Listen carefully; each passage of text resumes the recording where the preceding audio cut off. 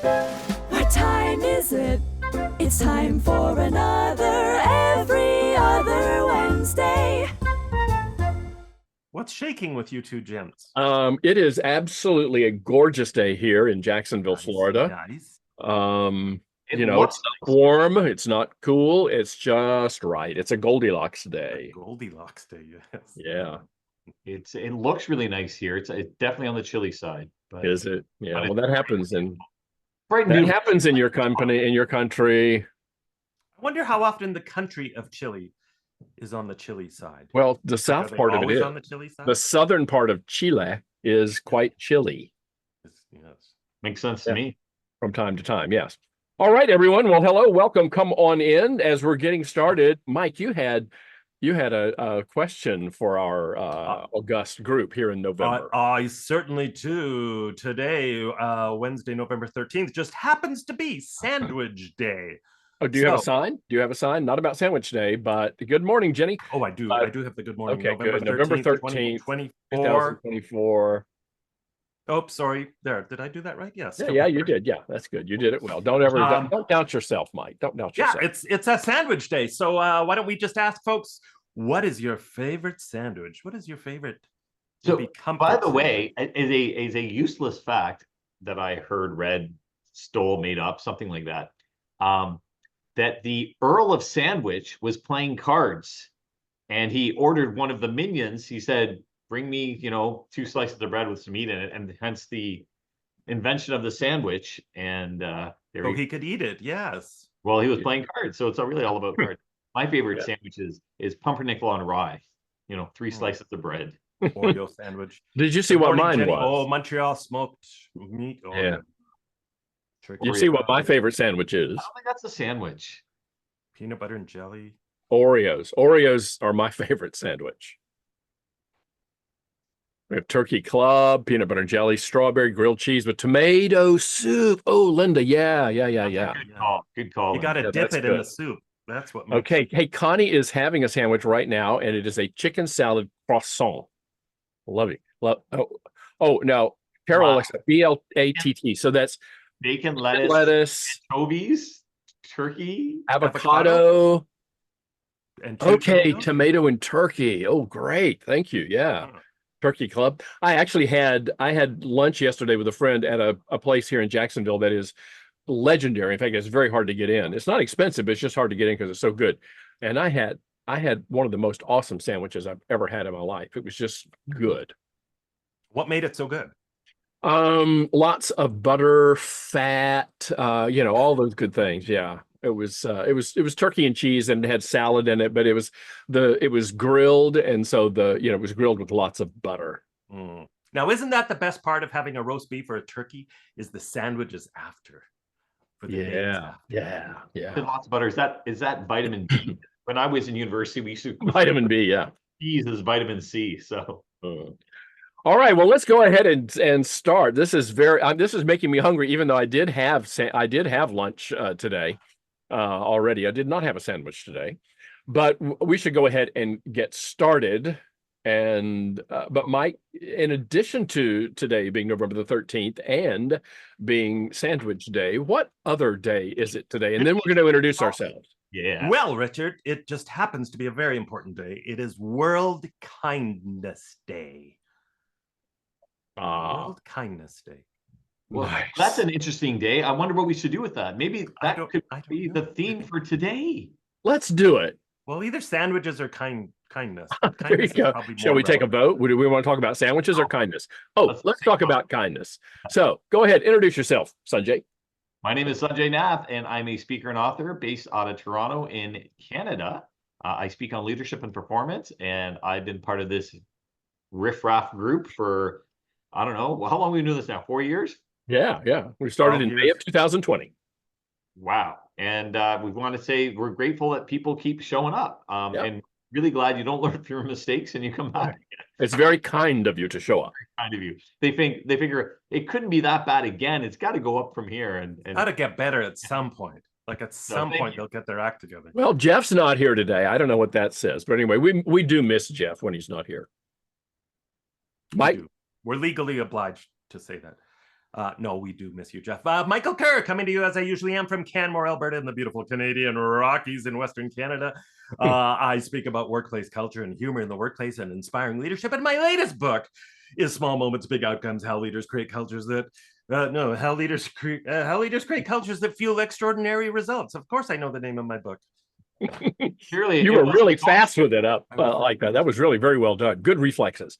And I'm Richard Haddon, and I'm coming to you, as I sometimes do, from my home in Jacksonville, Florida, which is in eastern Florida. And like I said, it's a beautiful day here today. I'm an author and speaker. I wrote Contented Cows Still Give Better Milk and all of the other Contented Cows books. And I talk about leadership, employee engagement, retention, and recruiting. And we're really glad to be here today with all of you to talk about kindness, right? Kindness in the workplace. Kindness in the workplace. Core culture value. Yep.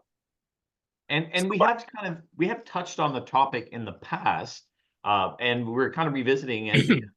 It was topical and timely, And popular. Yeah. So let's jump into it. What the heck do we mean by kindness? And I mean, we were talking about this in the green room, the difference between kindness and what was that? Being nice. Being nice. Yes. Yeah, being nice and being kind.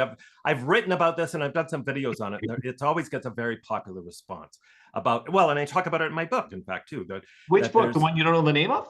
This one, Small Moments, Big Outcomes, about the difference and how, especially as leaders, but I think all of us in a workplace context, have to understand that it's more than just semantics, that I think what we do want to aim for is kindness, but that there is a danger in creating a workplace or a team that is too nice. So maybe we should start there. That's a good starting point, Sanjay. What is the difference? What do you see as the difference? Is nice, is there some implication of passive aggressiveness in nice, or what do you think? Because I don't think nice is necessarily bad.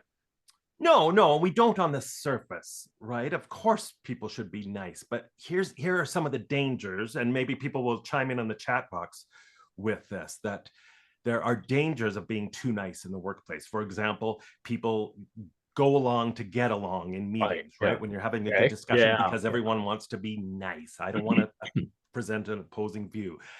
Leaders let poor performance slide because they want to be nice to their employees. They want to be their friend to their employees and not have those hard conversations. Or as a coworker, the same thing. You want to be, I don't want to point out that this is a safety issue to my colleague here because I want to be nice. I don't like conflict. Whereas with any of those situations and more that we could think of, I think one of the kindest things we can do is to give each other honest, constructive feedback in a kind way. One of the most kind things we can do is have those difficult, challenging conversations when we need to. Be honest when we need to. Have those healthy discussions. Is that because of the motivation for that behavior? The motivation in what you described before, being nice, is so that I can avoid conflict. The motivation in kindness is because I want a good outcome for you. Yeah, that's a great way of framing it, I think, Richard, for sure. Yeah. And then again, perception becomes everything, because I remember having a conversation with a friend years ago, and he was talking to me about, I always strive for kindness. I'm never cruel. And I'm saying that to me, it's kind of, they're both the same, because it's based on the perception if you're the sender or the receiver. So when Simon Cowell, gives someone some feedback, someone must say that's being cruel. But if you ask him, he's going on being kind. I'm trying to save them so that, they don't set themselves up for failure in the future. In fact, I was talking to my friend and he said, no, I'm always kind, never cruel. I said, I don't buy that. I said, you have kids? He said, yeah, of course, I have kids. And I said, so if they were doing something wrong, would you punish them?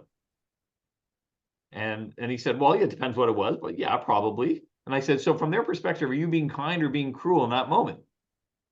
And so again, that's what I'm saying. It becomes a perception thing. The idea of being kind takes a different lens, possibly from a balcony view, to say, in the grand scheme of things, me saying, hey, Richard, this work sucks. I don't have to say it that way. We can say it obviously much more diplomatically, but I help you. And in the long run, that's the kindest thing to do.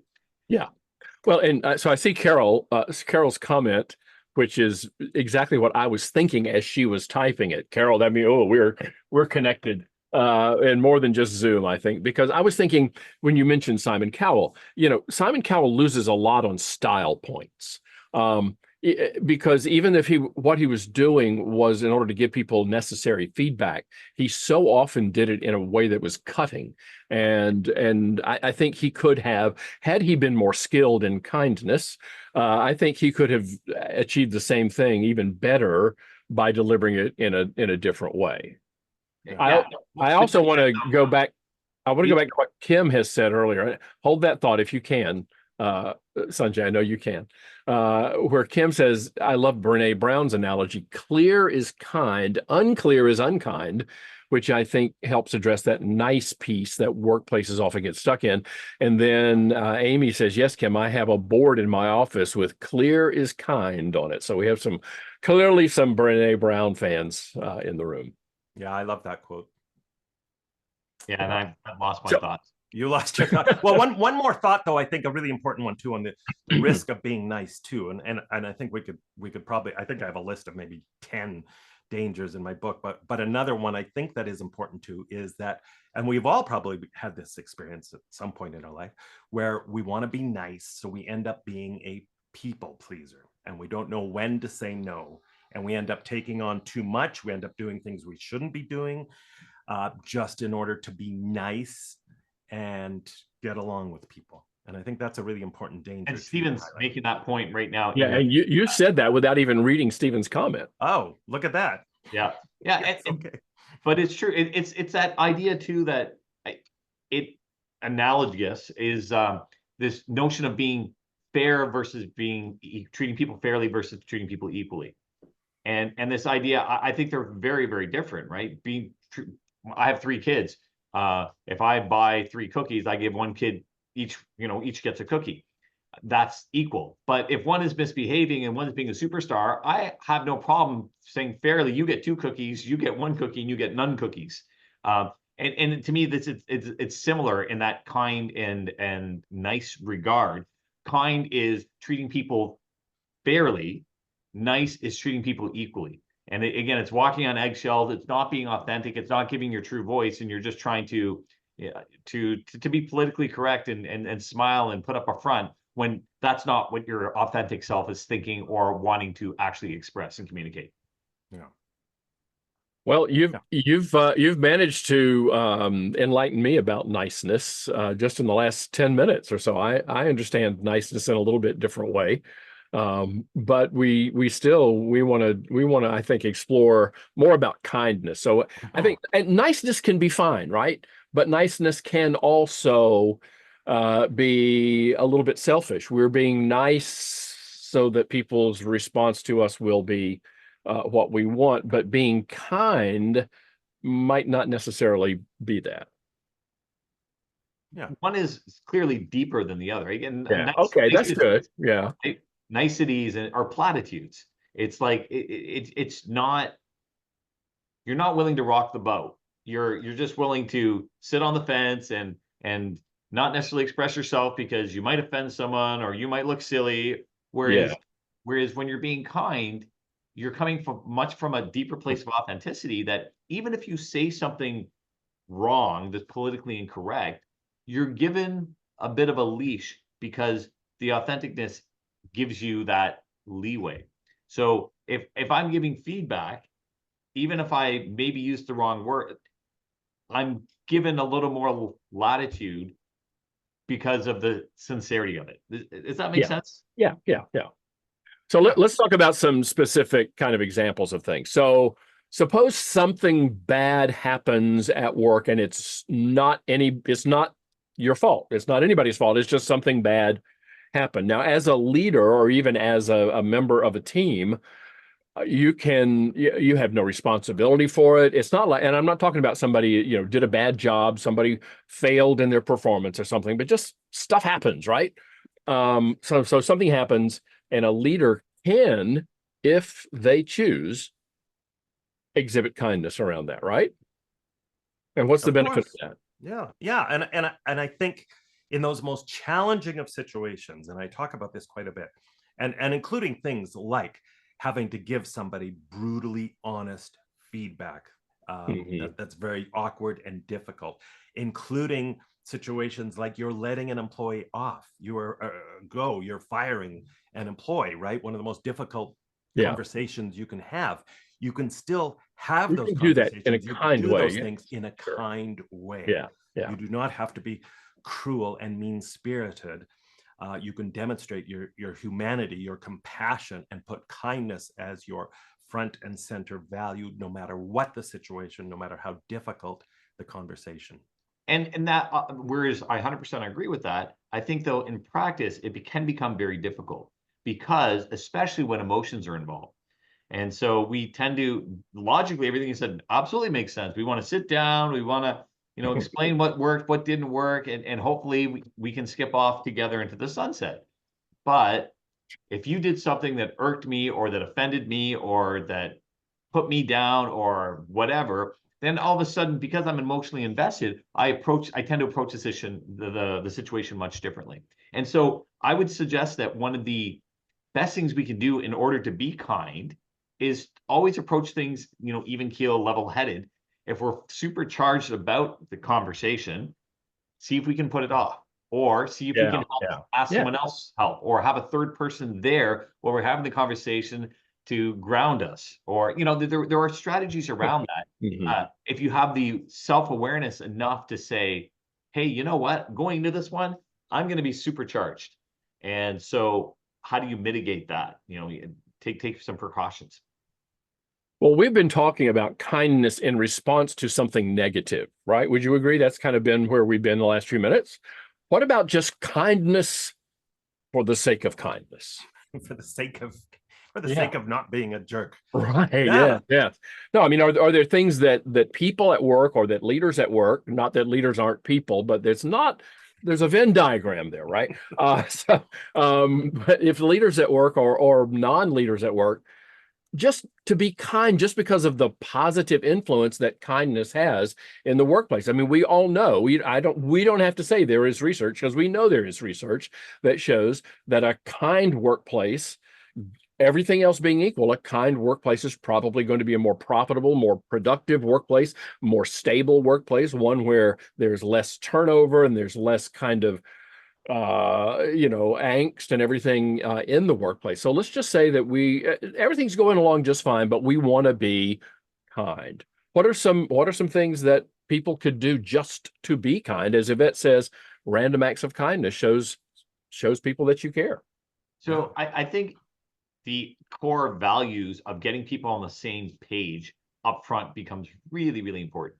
And so I played ultimate frisbee for many, many years. And I played on super competitive teams and super not competitive teams. You took a break from time to time, didn't you? No, I just played. It wasn't one long year-long game.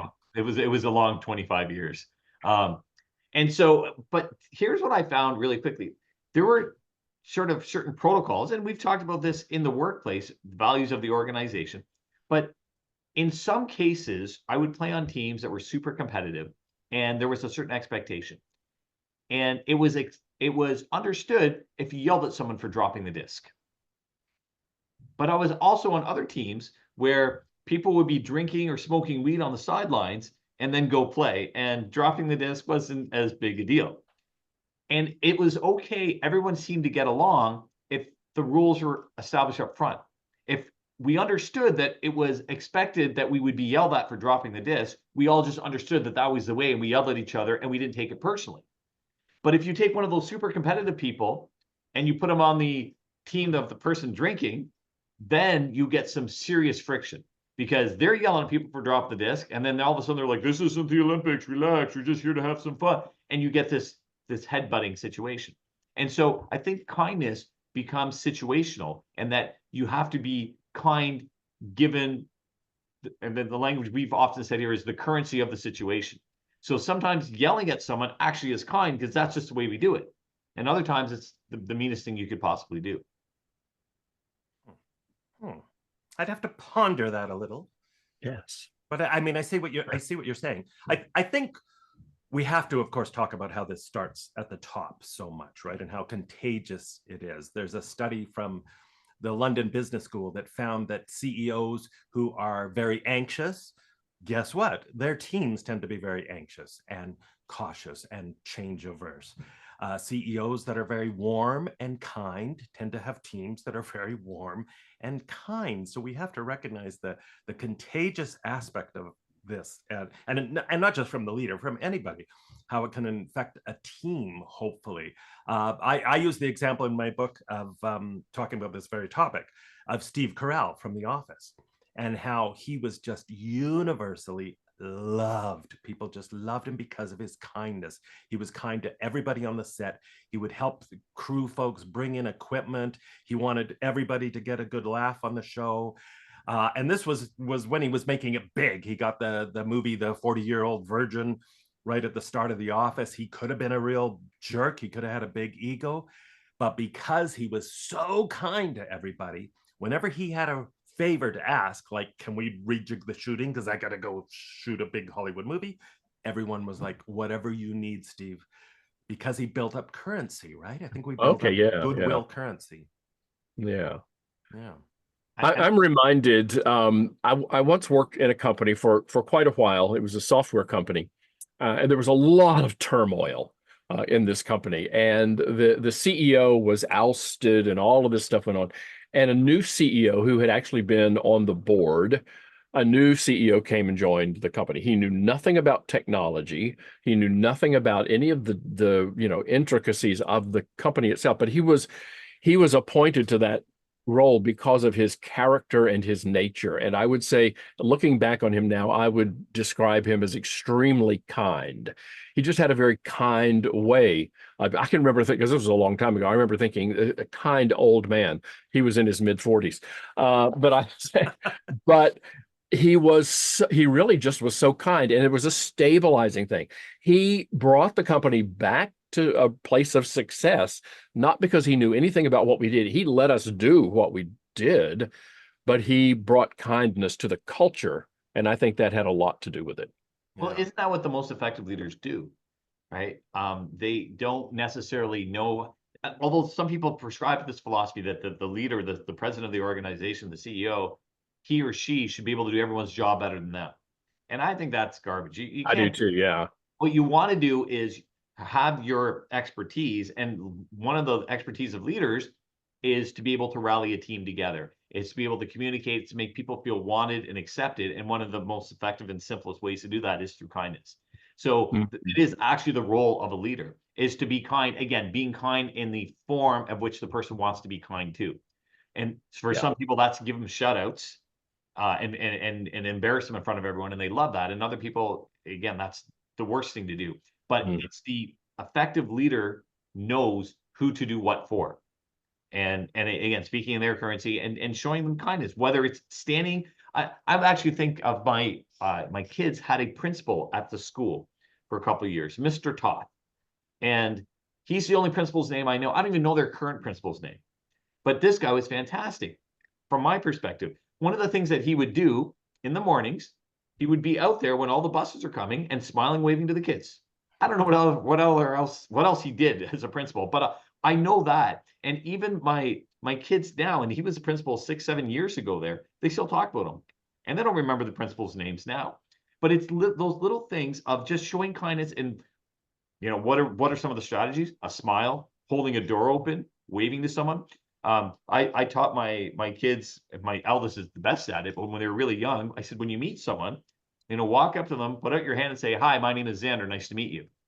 And so he's done this, and it's served him so well. Every girlfriend he's ever had, he's walked up to the father and said, how you doing? I'm Xander. And they love him for this. And a lot of times, again, it goes deeper than that, but we make our snap judgments on first impressions. And if your first impression is that one of kindness, you have bought yourself a whole lot of relationship bank account currency. Yeah, totally. I love that example too, right? It's so simple, and we hear these stories all the time, those simple little things that people remember, they stick with us, right? And it doesn't take a lot. doesn't take a lot. Again, you know, I referenced this study that shows that just 40 seconds of compassion, demonstrating just 40 seconds, think how short that is, has a measurable effect on people if you do it in a genuine way in terms of reducing their anxiety and making a connection. And we have to, while we're on this topic, we have to too just quickly stress this point that kindness is not a weakness in a leader. Oh, absolutely. Right. But I think some people perceive that. And I think we were wondering about this. It's the 23-minute mark where somebody brought up the election last week. Oh, We had a little We side. knew it would come. we did. We had a little side bet We there. had a little Okay. side bet. I think I had 16 Oh, minutes. was I being unkind? Yeah. Yeah, we weren't going to go there. We said, well, we'll just wait for someone else to bring it up. I don't know if you guys heard, but there was an election last week. Anyone? What? Yeah. So this is curious. So Steve, why are you asking me that? Oh, because I'm the only Yeah. I'm the only person registered to vote, or who could have been registered to vote. American. So, yeah. The American. How might one view your president-elect on a kindness scale? You would have to ask one. If you asked me, I would say he's very, very low on that scale. Very, very low. Aren't you Very, really very low diplomatic? on that I'll be scale. less Perhaps- diplomatic. Politically It's like correct you minus are. 807 on a scale of 1 I mean, to 10. I don't think. I mean, let's you know, we don't need to get into all of the other, but and there's a lot of other. I don't think he values kindness. He does not aspire to be kind. That's not important to him. And so I think in a leader, if Stephen says how kind, yes. If you know, if in an organization, if you're the leader, and you believe that kindness is motivating, that kindness gets people to do the things that need to be done to make the organization successful, then obviously you're going to be kind. I don't think he sees that as something to be valued. And No, I think, yeah. and that's what it comes that seems down clear. to. This is why, I mean, I think that's one of the underlying reasons why we have every other Wednesday, is to hopefully shed light on some subjects where people go, well, I don't see value in this organizational culture stuff. The only Right. reason why an organization does not invest in organizational culture Because they don't think it's because important. Yeah, they right. go, oh, why would I have, and I'm going back old school, why would I have bowling night? Because, you know, it costs extra money, but it's a waste of money. And the people that do bowling night see, hey, we're paying X number of dollars, but the productivity we increase, or people like working here more, so we have less turnover, we have to do less training, it ends up saving us money. That's what it always comes down to. That's what motivates us or demotivates us. We see more benefits to doing something than drawbacks, or we should see more drawbacks and benefits and we avoid it. So going back to why does someone act kind or not kind? It's quite simple. They don't see it serves them. I was talking to a psychologist who was talking about her experiences with anger management people. And she was saying that, you know, when you talk to people that snap and have anger management, when you get down to why do they do it? She said there's always a bunch of reasons, but one of the main ones is, well, it works. So when I yell and I berate people and I say, you know, clean the car, they clean the car.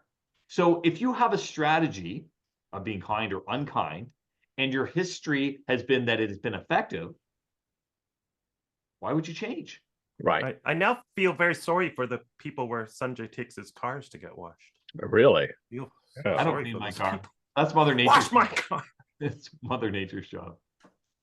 So let me throw something else in there.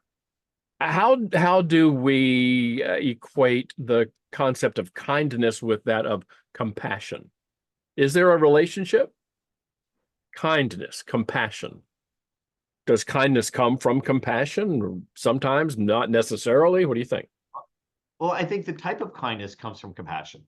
So you, again, having the empathy and the understanding of the other person's emotional needs. And in fact, I'm going to bring this up, not to poke the bear, but that's what one of the things we had a little green room discussion around your president-elect. And that was one of the things that we said, that he appears to be, and now, do I know him personally? No. He appears to be lacking in empathy and emotional awareness. Is that true? I will say this, if I can sidebar. I know a guy who knows Trump personally. And in 2015, 2016, him and I were having dinner together. And I asked him, I said, what do you think about him running for office? And he said, let me tell you this. He goes, the person you see on the media, he goes, that's not who he is. He said, it's an act. It's a character that he plays. And again, I'm telling you what he told me. He said, Trump's a very, very intelligent guy. He goes, but what you see in the media is not who he is. And then he told me this. He said he was speaking. He's a speaker. He told me he was speaking one time, and who was it? It was Rosie O'Donnell was on stage in front of him. And Rosie O'Donnell came backstage. And by the way, I don't remember this. Remember the public spat that Trump and Rosie O'Donnell had? Mm-hmm. And it was like, that stupid idiot, that fat cow, and they went back and forth, whatever. He said, so Rosie O'Donnell was on stage, and he was following Rosie O'Donnell, and backstage, Trump was there. And so when Rosie O'Donnell came off backstage, Trump was there, and he was there, and he saw their interaction. And he goes, you know what they did? And then this was her berating him. She's just giving out, he's a stupid idiot. He's the narcissist. He's dead. She got off stage. He's there. They hugged. And then they went about their ways. He goes, the whole thing's an act. Now, that here nor there. And again, he's a very, very polarizing dude. He's managed to polarize people in a huge way. Good, bad, right, wrong, depending on what side you're on, everyone has a say on it. But I digress, and I don't even know what we're talking about anymore. So I'm going to shut up. Well, we were talking about compassion. Compassion. There you go. Stephen says, I like this. It's not necessary for me to like it, for me to bring it up, but I do like it. Stephen says, compassion leads to kindness. It is an umbrella over several things. I'm aware of a quote by a fellow named Marcus Engel. Marcus Engel was seriously injured in an automobile accident when he was 18. He's in his 40s or 50s now. He's a speaker and a writer, and he talks a lot about compassion. And his definition of compassion is witnessing suffering, being moved by it, and having a desire to ease that suffering. So let's take the situation where a leader sees, or someone at work sees that someone is suffering, whether it is because they've screwed up and now they feel bad, or something is going on in their life that has nothing to do with work, or something, conditions at work are not what we want them to be. And so we're suffering in some way. And, suffering can be all the way from some mild suffering to really, horrific suffering. To me, I think that someone who exudes kindness is someone who sees that suffering on any scale, large, small, and says, I'd really like to relieve this in some way. I can't eliminate it. I can't probably fix it completely, but if I could relieve that suffering in some way. And so if I'm a leader and I know that someone is having a difficult time, maybe let's suppose that they were going for a promotion and they did not get the promotion. Let's say I'm the boss and I recommended you for the promotion, but other people were making the decision and you didn't get the promotion. So now you're disappointed. There's some degree of suffering there. Then, I can ignore it. I can say, that's just the way the cookie crumbles. Something else will come along. Or I can at least have a little compassion, a little empathy, and be a little extra kind to that person for some period of time. Yeah. I think that's the key there is not only to be aware of it and recognize it, but to be emotionally compelled to want to do something. Yeah, that's good. Yeah, emotionally compelled. Yeah. I want this to be better for you. I want you to feel better, even if I don't have a lot of control over it. I want you to feel better, and I think that's where a lot of kindness comes from. So I love that, Richard, what you said, and I've been looking for this in the book because you mentioned compassion and empathy, and there's this who is it? A study, Leading with Compassion, has research-backed results that show that people who are, and here's the key though, demonstrating compassion without any expectation of payback. Like I'm going to be kind to you too, but you owe me. I'm going to phone you up at 2 a.m. like the Godfather and ask you for a request, right? It has to be genuine, and you're just doing it because it's the right thing to do. But they distinguish between compassion and empathy. So they suggest that compassion is empathy combined with action. Yes, I've heard that. Yeah. Empathy is just, how you're feeling, expressing that feeling, but true compassion means you actually do something to demonstrate your empathy. You actually act in some way to make a difference. Okay. So what are some things that people can do at work if they are kind, to demonstrate kindness in the purest sense of the word, so that, no expectation of any reward in return. What are some things that I know, Mike, you must have some examples of kindness at work? A lot of it is just, going back to Sanjay's example with the principal, a lot of it is just those simple gestures of being present, saying good morning to people in a genuine way, asking about their weekend, putting your smartphone away, just showing that you are truly present with them, and that you make them feel like they're the only person in the room when you're talking to them. Recognition, and we've touched on that a lot, and we've touched on that today, but the importance of thanking people, appreciating people in a kind way. It's one of the most effectively powerful ways of spreading kindness in the workplace. And we talk about random acts of kindness, but I think, which is great, and I'm all for that. And I have some of my clients who do a monthly random acts of kindness day to encourage that. However, at the same time, I also stress that it's too important to leave it to chance. So let's also make sure we're practicing intentional acts of kindness day in and day out. So leaving small fun notes for people that they will see later on in their day, giving people fun. And I love this example. I think Sanjay talked about this a few episodes ago, where you had Sanjay. Yeah, Sanjay brought it up. I hate to admit this, but you brought up the example of somebody who was really good at listening to people, what they like. Maybe it was Jeff. But then storing that information away, right? So I hear that, Richard's favorite sandwich is an Oreo cookie sandwich. I'm going to store that away. So the next time I want to be kind to Richard and thank him for something, or Richard's having a bad day, I go buy him some Oreo cookies, because I remembered from 3 months ago he likes Oreo cookies. I'm going to be expecting an international shipment of Oreos to have gone through customs and arrived at my house at some point. Let me offer a stumper then for you.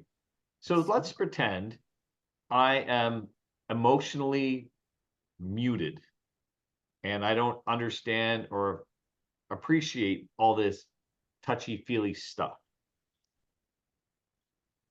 How do you help me? Do you give me a checklist? Because if you give me a checklist, then I'm going, Richard, your hair looks nice. Nice smile, Mike. And it's going to be, very insincere. So how do we help someone who maybe isn't there on their own? Leave it to Sanjay to ask the truly deep questions. So you're saying if somebody doesn't appreciate kindness and they don't know how to do kindness, how do we help them? Yeah, they don't have an emotional awareness enough. They may have a desire to want to say, but I don't notice that. I think you have to model it for the person, not in your face modeling. Here, I'm being kind to you now. But I think you just have to be kind to them, hope they pick it up, and if they do, great. And if they don't, maybe not everybody's going to pick up everything you're laying down.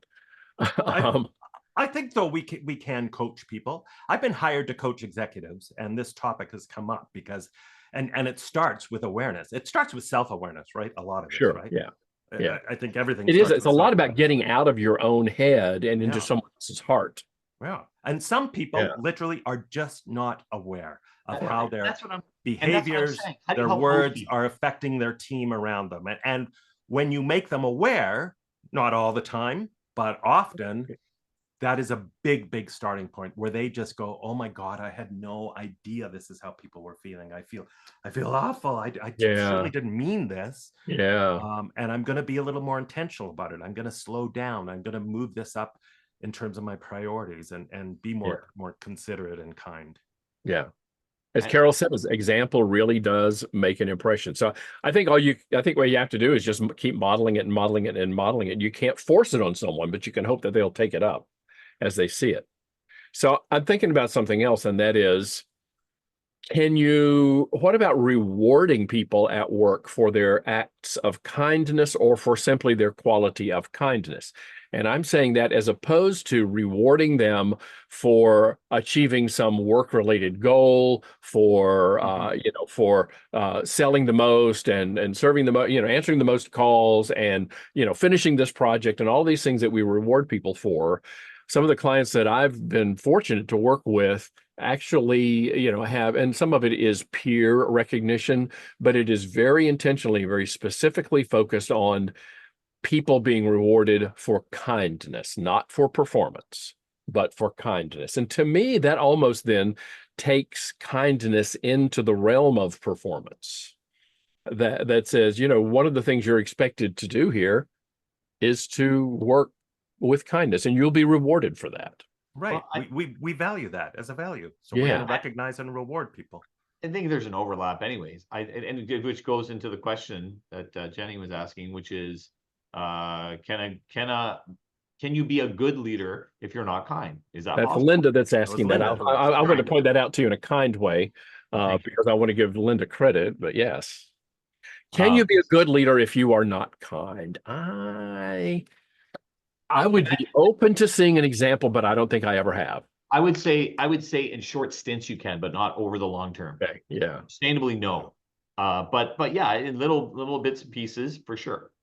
Okay, maybe this is semantics, but without thinking about this too much, I would suggest that you can perhaps be a good manager without being kind, but a true leader without being kind. Right, because if you accept that leader, my definition of leadership is the earned consent of followers. Yeah. And it would be difficult to earn the consent of a follower without some degree of kindness. Yeah, absolutely. Well, and Richard, your point about rewarding and recognizing people for being kind also raises the point of, do we need to hire for kindness? Oh, definitely. Top priority. Absolutely. I'm thinking of Baird Financial, who are I think based out of Cleveland, and they are very public about this. They've gotten a lot of press around this. They have a no a-hole rule. Right, yeah. Polite, but they are not polite when they use the word. They're very blunt about it. Yeah. They work in an industry where they're kind of sometimes known for having a few jerks in there, and they make it very clear: we do not tolerate jerks. We do not tolerate a-holes. We will not hire them. We will not put up with them. We will fire you. Will not eat green eggs and ham. Yeah. We don't care how great. Yeah, the rest of it. Yeah, we're going to hold to some principles, and one of those is going to be kindness. I think it would be easy to say that certainly in some professions, in some disciplines. So in healthcare, again, a lot of the work I do is in healthcare. There are organizations who hire with that in mind. There's a profile, and there will be assessments and so forth. There are others who should but don't. And then we end up, with Nurse Ratched and people like that who might be very technically, clinically very skilled, but they don't have that kindness skill, and that affects people's ability to heal. Well, you just reminded me, Richard, of that story too, of the overlap between being service focused and being kind. Yeah. Right? Oh, yeah. And I see, and I use this example often because we all fly a lot with our jobs. I am always struck, and in fact, this happened I was speaking in Amsterdam last week on the flight back, watching the flight attendants, and I was in business class watching the flight attendants. There were 3 of them that were just lovely, kind, service-oriented, focused. 1, not so much. And what's the difference, right? Same airline, same culture, same rough level of pay, same duties. So we're almost out of time, but I want to throw one quick story. I'm going to talk quickly, and this is a proud papa moment. Just hold that. Carol has given us a link to a YouTube thing. Everybody check that out when we're done. Okay. Now, Sanjay. Okay. Proud papa moment, Sanjay. So my eldest son, Xander, works for a movie theater. He just started semi-recently. And if you Google review this particular theater, they have like 500 reviews, and they're rated like a 2.9 out of 5 or something. And he got 2 or 3 back-to-back reviews. And all he does is he sells popcorn. That's what he does. He's been there 2 weeks. And there's 2 or 3 reviews in a row that said, this kid that worked there, Xander, he smiled, he made my day, he recommended movies, and he got shutouts from being a measly popcorn hander-outer, just simply by being kind. And he got shutouts from his manager, all that. And again, he's in the low man on the totem pole, but he's still. He won't be there long. Low man. He won't be low man on the totem pole long. Absolutely. If you're kind, there's opportunity for it. So. And I have met this young man, and he is indeed. That's awesome. That's awesome, Sanjay. Yes. You deserve to be a proud papa. Wow. So this was a very kind episode. I really like that. When is our next episode? It's not going to be a cruel episode, but it will take place on That'll be my son's birthday. That's Xander's birthday. He turns Xander's 7. birthday. Oh, well, we'll give him a kind happy birthday on that day. It is also the day before Thanksgiving in the United States, not in Canada. But because we have so many people in Canada, and because it is important to have this conversation every other Wednesday, except for the one closest to the end of the year, we're going to continue to have this conversation even in 2 weeks on November the 27th, even though it is the day before Thanksgiving. So More that's what importantly, we'll it's see you. Xander's birthday. Yeah. Okay. That's right. Yes. Okay. So Celebrate. I'm having turkey for Xander's birthday the following day. Excellent. We'll Nice. we'll be over at Can noon. you ship me a turkey sandwich? If you'll ship me some Oreo. I'll ship you some Oreos. Deal. Okay. All right, everyone. As or Brian go says, buy your own happy Oreos. World Kindness Day. And we'll Happy see World you Kindness Day. every other Wednesday. Bye all. Thank you. Folks. Thank you for your kindness. Thank you for joining.